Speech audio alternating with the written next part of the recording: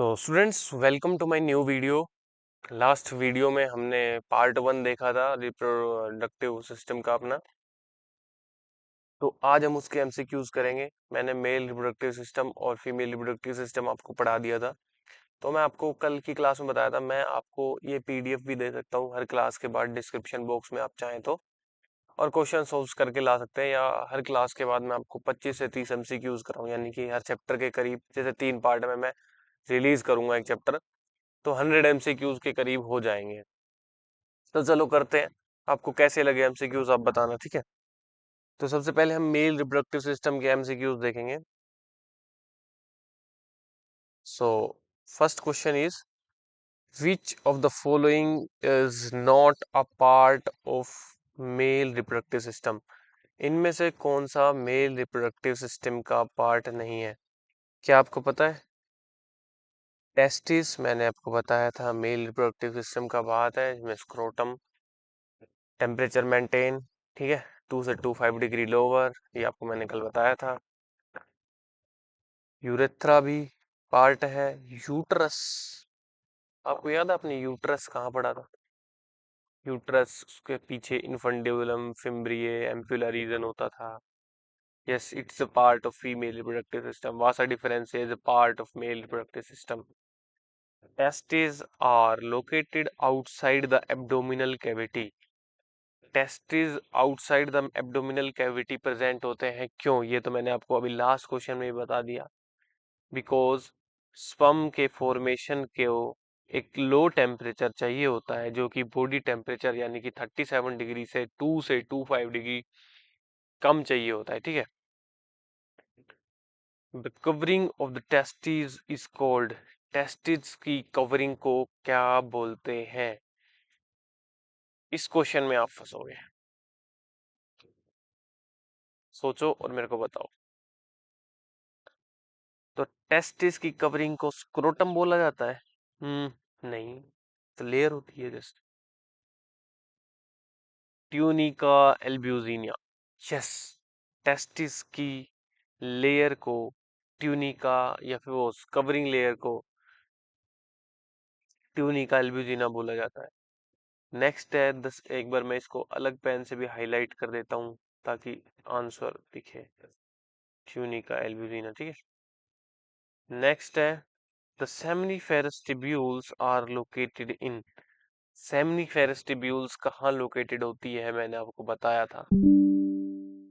क्या वो वासा डिफरेंशिया में लोकेटेड थी? नहीं, वासा डिफरेंशिया तो पार्ट है प्रोस्टेट ग्लैंड भी।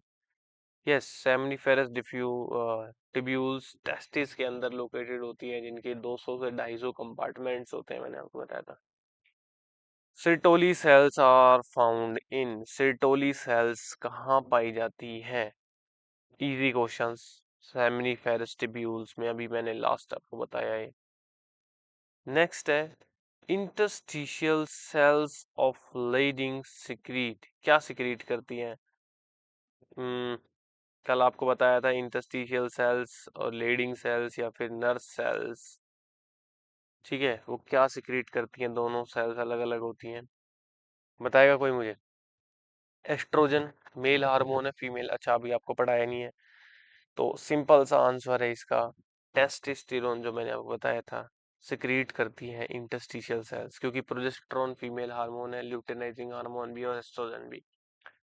स्पर्मेटोजेनेसिस अकर इन, स्पर्मेटोजेनेसिस कहाँ होता है? इट्स का आंसर भी बहुत सिंपल है, देखो, एपिपिडाइमस कोई मतलब ही नहीं है भाई।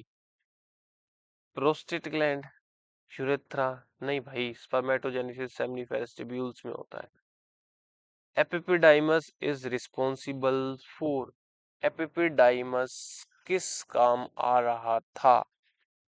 मैंने आपको बताया था कि जो स्पर्म का मैच्योरेशन होता है, या फिर जहां पर sperm at the end store होता है, उस पोर्शन को कुछ अभी मैं बना के नहीं दिखा सकता, उस पोर्शन को कुछ एपिपिडाइमस बोलते हैं, जहां पर मैच्योरेशन और स्टोरेज ऑफ स्पर्म होता है, ठीक है। नेक्स्ट क्वेश्चन है, the Vasa differentia transport sperm from, Vasa differentia transport कर रही थी स्पर्म को कहां से? ये ट्रांसपोर्ट कर रही थी स्पर्म को एपिपिडाइमिस से यूरेथ्रा तक, ठीक है।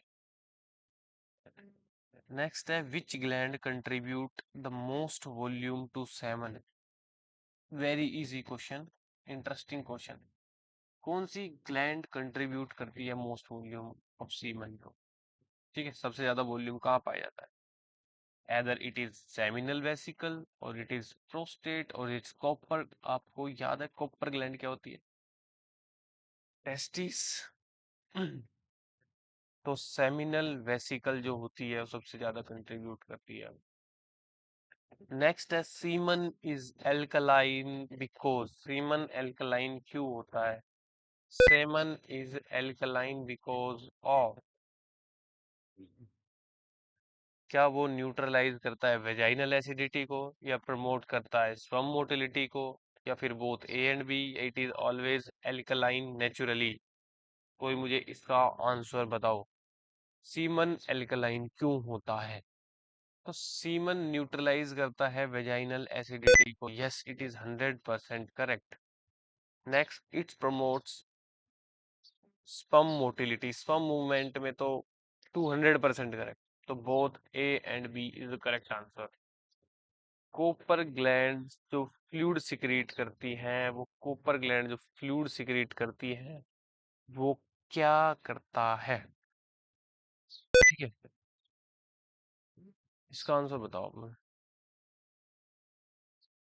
कोपर ग्लैंड जो फ्लूइड सिक्रेट करती है वो फ्लूइड क्या करता है। तो कोपर ग्लैंड जो फ्लूइड सिक्रेट करती है वो एक लुब्रिकेट्स करता है यूरेथ्रा को, ठीक है।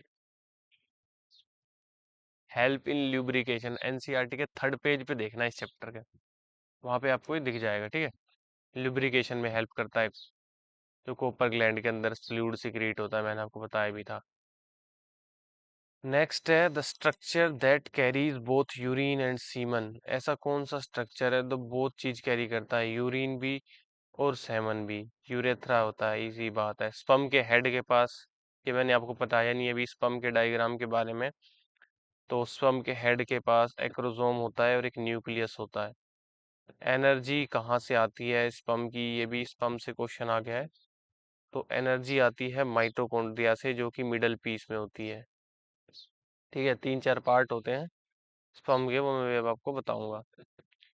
Next question is the primary sex of the organ of the females. मैंने आपको बताया था ये क्वेश्चन आ सकता है। तो प्राइमरी सेक्स ऑर्गन क्या थे, हमारी ओवरी थी, ठीक है। Ovaries are responsible for. Ovary किसके लिए रिस्पॉन्सिबल थी, ओवम प्रोड्यूस करती थी, सिक्रीट करती थी एस्ट्रोजन और प्रोस्टेरोन हार्मोन को। तो बोथ ए एंड बी आ जाएगा।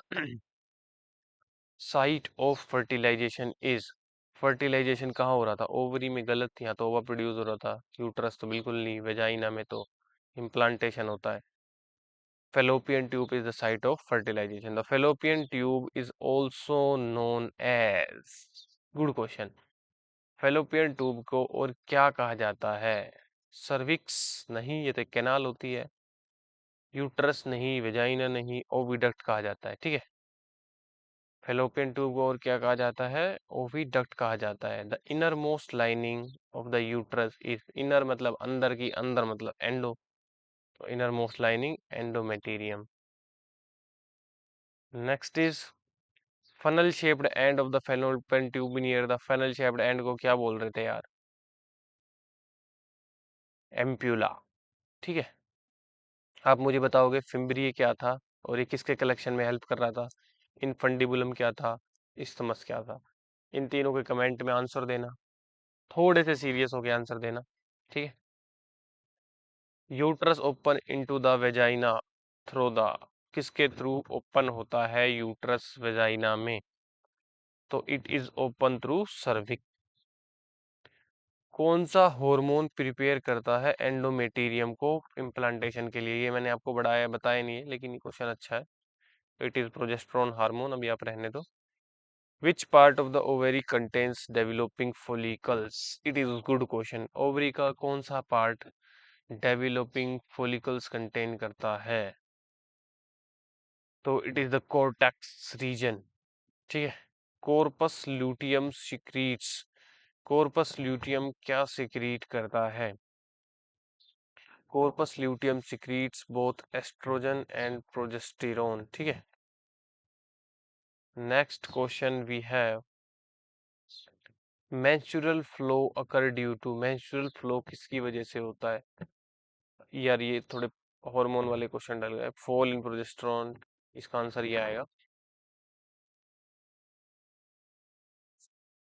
विच layer is shed during menstruation, कौन सी लेयर शेड हो जाती है? आपको भी बताया था मैंने यार, ये तो मैंने बताया हुआ है, एंडोमेट्रियम लाइनिंग थी जो ब्रेक हो जाती है।